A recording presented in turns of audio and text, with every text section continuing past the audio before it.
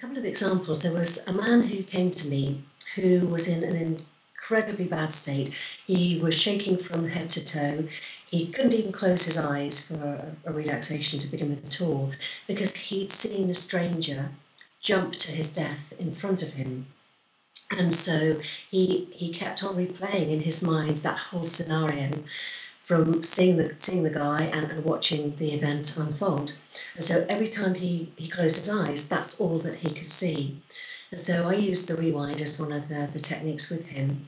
And within that one session, that memory had then changed for him, and he was able to see it from a different perspective. He knew it had still happened, and he still felt a lot of feelings about the guy and for the guy, and sorrow and grief for him, but he wasn't replaying the horror of it. He was able to see it completely differently.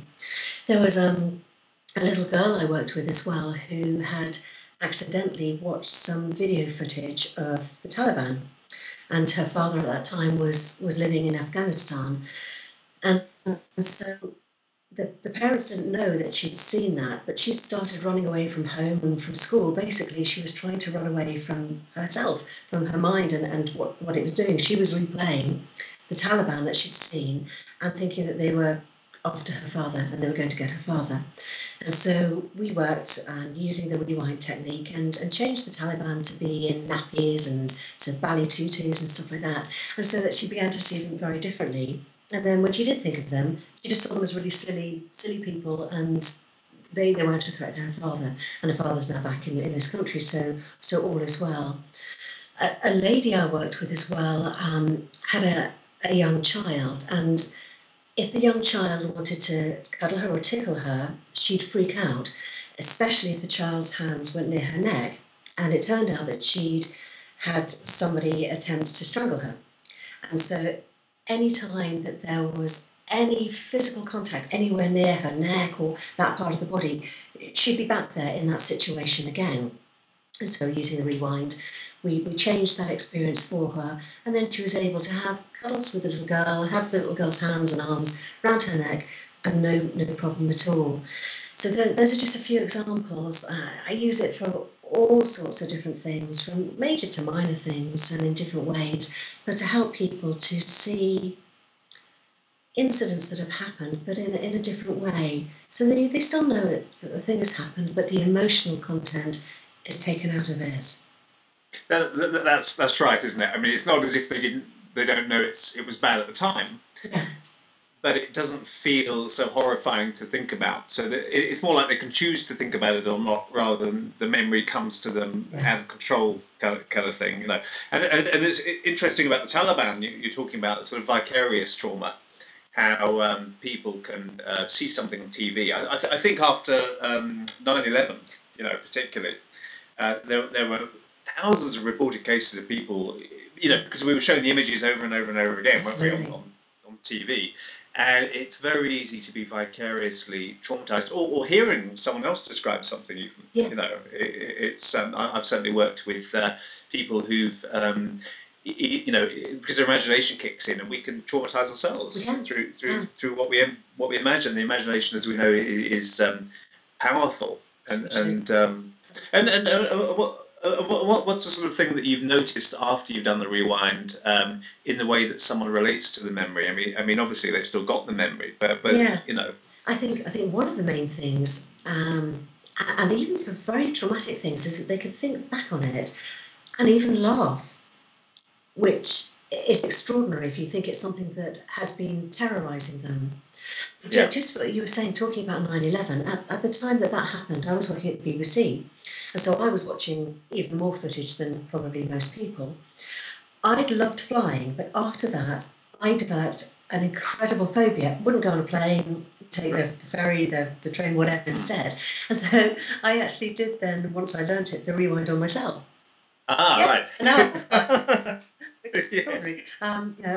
We booked another flight this year. Yeah. I did a rewind on myself for public speaking years ago. Yeah. Because I'd done a bit of public speaking and had a sort of panic attack, at the beginning. And I still did it, but but the thought of doing it again was horrifying. And then I thought, hang on a second, I know about this sort of thing. Did the rewind, and ever since then, for better or worse, I never get never get anxious at all, really. It's amazing, isn't it? Yeah, yeah. I used the rewind with a group of people. A couple of years ago, I did a spider phobia workshop at the Cotswold Wildlife Park, which is just in Oxfordshire here. And the rewind was one of the techniques that I used. And some of the people had developed that phobia from parents, from learning it from parents, or from themselves. It didn't matter. I've worked with people who've been so scared of spiders that they run naked down the street from their bathroom to get help. Right. It's that bad. Yeah. And so using it in a group situation works equally well. I've also used it with a little boy, and because of his age, he didn't really want to sort of kind of not concentrate enough to close his eyes. So I tried the rewind. I thought, well, we'll do it with your eyes open, and it's fine. And again, it worked. Yeah.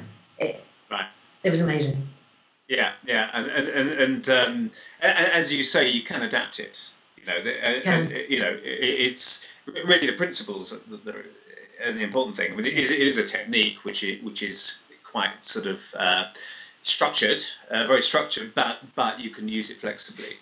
Once you understand it. Yeah, once you're confident with it. So, and I think as well, it's something that I do with people who have the memory of the trauma that was very serious to them. I'll tell them before we do it that whatever we do, I'm using it with the greatest respect for that memory. I'm not taking a mickey out of it because we don't want people to think, oh, you're just laughing at it. It's not important. Yeah. Actually, it's just a way of rewiring the brain and the memory.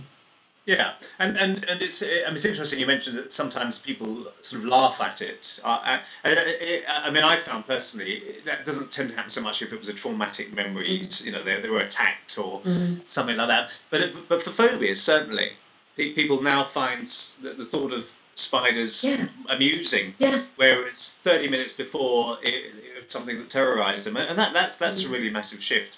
But hugely.